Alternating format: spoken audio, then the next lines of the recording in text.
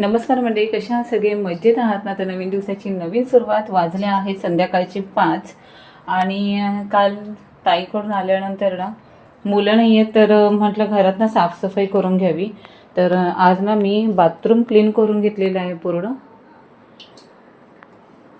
Wash basin साफ केलेला आहे. आणि ना मी ह्याच्यासाठी हार्पिक यूज करते. टाईल्स क्लीन करायचं असेल ना तर हे हार्पिक करते, आणि टॉयलेट क्लीन करायचं असेल ना तर मी हे हार्पिक यूज करते.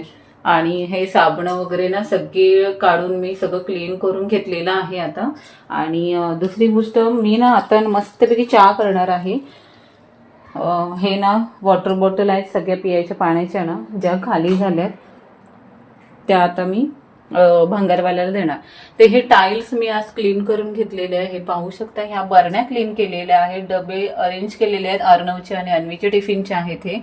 ही खिडकी क्लीन करून घेतली, ही भिंत क्लीन करून घेतले.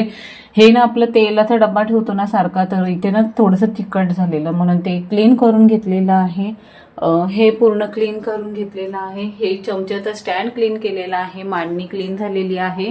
आणि जे सामान नव्हतं ना ते सगळं मी असं भरून घेतलेलं आहे. आणि इथे बरण्या भरून ठेवलेल्या आहेत डाळीच्या वगैरे. फ्रीजवरचं तर त्या दिवशीच मी क्लीन करून घेतलेलं, म्हणून आता मी साफ करणार नाही आहे. मुलं नाही आहेत ना, तर हे साफसफाई करायला मला जरा बेटर पडतं.